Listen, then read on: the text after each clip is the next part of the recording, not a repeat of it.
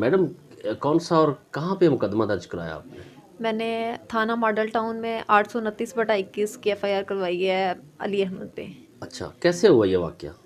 इसने शादी का झांसा दे के बैंक में हम साथ जॉब करते थे, एनआरएसपी माइक्रो फाइनेंस में। नाम क्या है इसका? अली अहमद। ठीक है, फिर? तो वहाँ पे बैंक में जॉब करते थे हम। इसने शादी का झांसा दे के अपनी सिस्टर और बहनोई को लेके आया है घर रिश्ते के लिए कि मैं शादी करना चाहता हूँ आपसे। और ये बात करके इसने बात यही कि रिलेशन में आ गया। सर एक रिलेशन में आने के बाद उसने क्या कौन सा झांसा दिया? कि मैं शादी करूंगा आपसे, मैं आपसे निकाह करना चाहता हूँ। ठीक है। तो इसकी सिस्टर और बहनोई यहाँ पे आ गए, वो रिश्ते के लिए आए और यहाँ से चले गए। बाद में ये कहता रहा कि मैं घर बात करता हूँ, आज करता हूँ, ऐसे ही मतलब ये लगाता रहा। तो उसके बाद जब मैंने पूछा, इसने कहा कि घर में इसकी सिस्टर का कोई प्रॉब्लम चल रहा है जिसकी वजह से ये अभी बात नहीं कर सकता। तो फिर क्या हुआ? उसके बाद सर ये हर जगह पे ऐसे कर रहा है जहाँ भी ये जॉब करता है। कौन से बैंक में जॉब करता है? एनआरएसपी माइक्रो फाइनेंस में। पहले ये साहिवाल में करता था, साहिवाल से भी इसका यहाँ पे ट्रांसफ़र इसीलिए हुआ था। तो ये कोई धंधा है इसका? सर खवातीन को शायद धोखा ये देना या शादी का झांसा दे के ये सर ये रेप पैसे करना? खाता है और वो जब तक उसके पास पैसे हैं पैसे खाता और यूज़ करता है। ये शादी का आपसे कितने झांसा पैसे खा चुका है? सर मेरे से तकरीबन 2 से 3 लाख। यानी अब शादी से भी इनकारी है और आप डीएनसी की, इससे पहले डीएनसी भी जी, कराई इससे पहले आपने? प्रेगनेंसी हो गई थी। जब इसने शादी का झांसा दिया, प्रेगनेंसी हुई, इसने डीएनसी करवा दी मेरी मर्जी के खिलाफ, ये बात बोल के कि ये करवाओ उसके बाद हम शादी करेंगे। तब इसके बहनोई आए और ये बात कह के गए हैं कि डीएनसी करवाएं आप तो हम निकाह के लिए आ जाएंगे। अभी क्या कोई अभी को धमकियां लगा रहा है और आपकी कोई जी सर, मैं नाज़ेबा इनके घर तस्वीरें या वीडियो बनाई है इसने? मैं इनके घर गई थी। तब इसने पहले जब ये शादी का झांसा दिया तब इसने वीडियोस वगैरह भी बनाई थी और पिक्स बनाई थी। मैं इनके घर गई हूँ, इसके वालिदैन को नहीं पता था किसी बात को, इसके बाबा को नहीं पता, इसकी मम्मा को पता था। मैं इनके घर गई हूँ तो इन लोगों ने धक्के दे के वहाँ से मुझे निकाला और धमकियाँ दी हैं और ये भी कहा कि हम इसे आग कर देते हैं, आप इसके साथ जो करना चाहें वो करें। लेकिन उसके बावजूद भी आग करके इन्होंने न्यूज़पेपर में झूठी ऐड दी और इसको घर में रखा हुआ है। अब इनके बाप का नाम क्या है? इसके बाबा का नाम है मोहम्मद यूसुफ। मोहम्मद यूसुफ तो साहिवाल रहता है। जी जी, साहिवाल ही।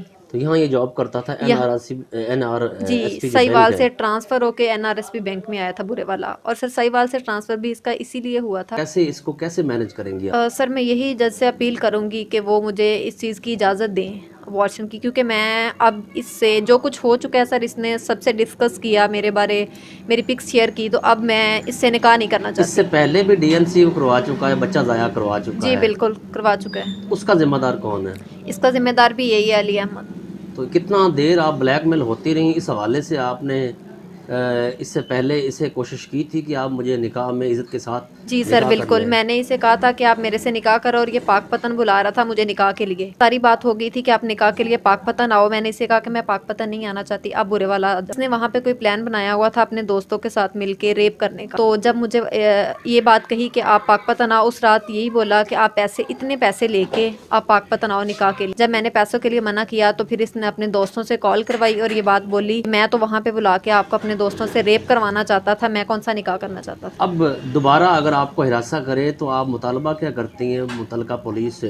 कि इसकी बेल ना दी जाए, इसको गिरफ्तार किया जाए। अगर दोबारा आपको इसी तरह आके फ्लैट पे या आपके घर आके दस्तक दे तो आप क्या समझती हैं कि आपको 15 पे कॉल नहीं कर लेनी चाहिए? जी बिल्कुल, मुझे 15 पे कॉल कर लेनी चाहिए। हुई है। जी सर, इसने बेल करवाई हुई है अपनी। डेट कौन सी है? 7 को इसकी दोबारा पेशी है। ठीक है, यानी कल है। जी कल पेशी है इसकी। ठीक है। अभी जज के ऑर्डर के मुताबिक, ताकि ये देखें दुनिया में जो बच्चा पैदा हो रहा है या होने वाला है, इसका जिम्मेदार कौन है, इसको नाम क्या देंगे? जी सर बिल्कुल, इसीलिए मुझे इंसाफ चाहिए, इसको सजा दी जाए। आपकी नज़ेबा वीडियो तस्वीर भी पता चला है जी ज़रा जी, से वो कि ये भी ब्लैकमेल, लोगों उससे को ब्लैकमेल ब्लैकमेल करता रहा है करके मुझे। लोगों को शेयर कर रहा है। जी बिल्कुल, लोगों को शेयर कर रहा है और अपने दोस्तों से कॉल्स करवा के गंदी गंदी बातें करवा रहा है। कितना अरसा ब्लैकमेल होती रही? 3 से 4 मंथ हो गए हैं। अभी मुतालबा क्या है डीपीओ बिहाड़ी से आपका और जुडिशरी से, जजेस साहबान से?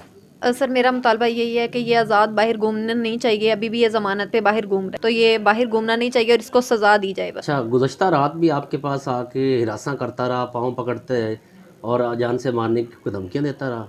जी सर, कल आया था ये मिन्नतें वगैरह करने की, एफआईआर वापस लो, मैं निकाह नहीं करना चाहता और यहाँ से अपना पासपोर्ट दो, मैं यहाँ से तुम्हें लेके कहीं चला जाता हूँ। अगर डीएनसी करवाने का जज ऑर्डर नहीं देते तो ये आने वाला दुनिया में जो बच्चा है ये तो कत्ल में शुमार होगा, और इसको कैसे मैनेज करेंगे? सर मैं यही जज से अपील करूँगी कि वो मुझे इस चीज़ की इजाज़त दें अबॉर्शन की, क्योंकि मैं अब इससे जो कुछ हो चुका है सर, इसने सबसे डिस्कस किया मेरे बारे, मेरी पिक्स शेयर की, तो अब मैं इससे निकाह नहीं करना इससे चाहती। पहले भी डीएनसी करवा चुका है, बच्चा ज़ाया करवा चुका जी है, बिल्कुल करवा चुका है। उसका जिम्मेदार कौन है?